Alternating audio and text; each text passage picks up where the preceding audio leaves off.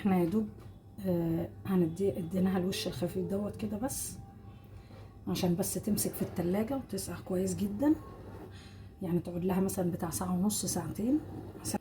تمام.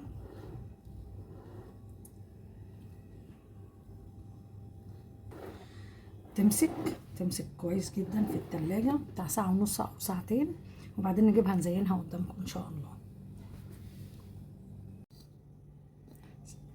طيب احنا دلوقتي حطينا طبعا دلوقتي هنضرب للتزيين كوباية كريم تاني، كوباية كريم، وهنحط عليها كوباية عصير مانجا. طبعا كوباية عصير المانجا دي زودناها مية، ماشي، يعني نصها مانجا خام ونصها مية.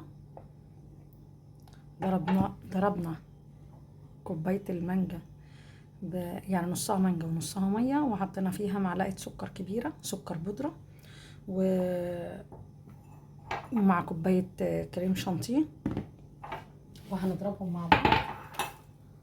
ماشي، هنضربهم مع بعض كويس جدا وهنرجع لكم تاني.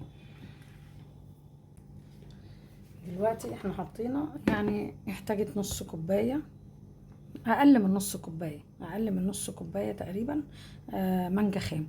دي مش ضايفه لها ميه، يعني الاول كان نص كوبايه ميه ونص كوبايه عصير مانجا فريش، ولما ضربتها لقيتها محتاجه كمان شويه صغيرين، يعني حطيت تقريبا كده اقل من نص كوبايه مانجا، بس المره دي المانجا بدون ميه، يعني دي مانجا عصير مانجا بس.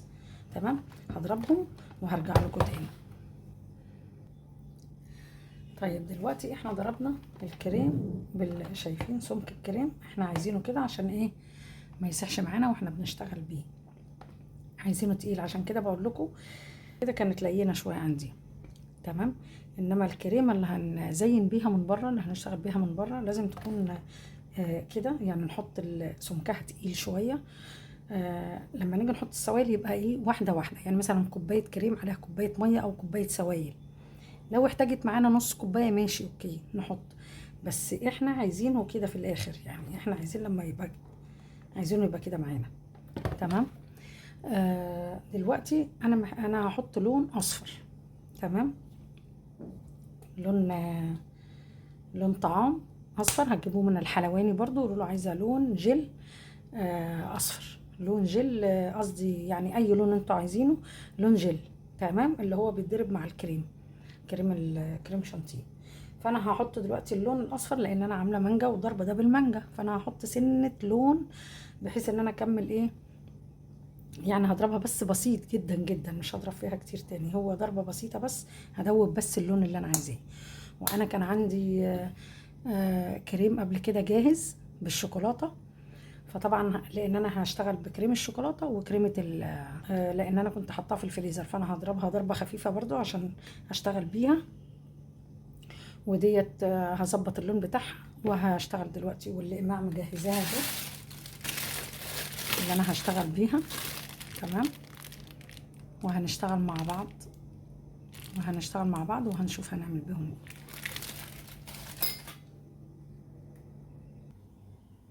طبعا احنا محضرين معانا القمح اهو، محضرين معانا القمح وحطيناها في ورق استرتش، حطينا اللونين مع بعض اللي انا هشتغل بيهم جنب بعض، وهبرم عليهم كده كده كده.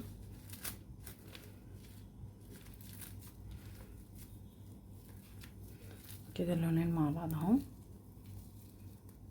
تمام.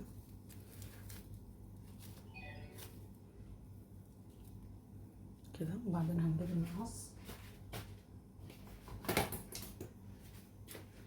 المقص ونروح ايه نحصنه كده.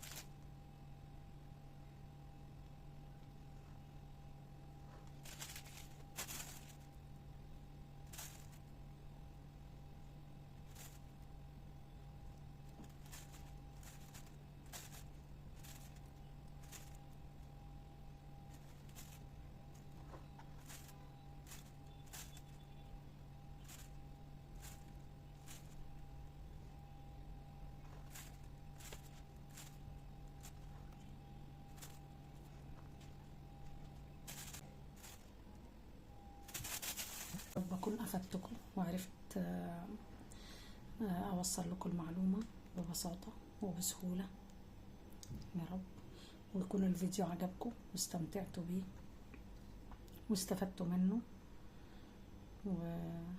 والسلام عليكم ورحمة الله وبركاته.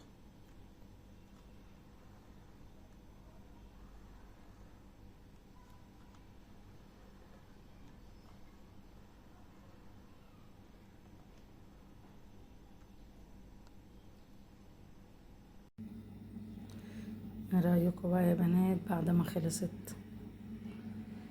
قولوا لي رأيكم بصراحة.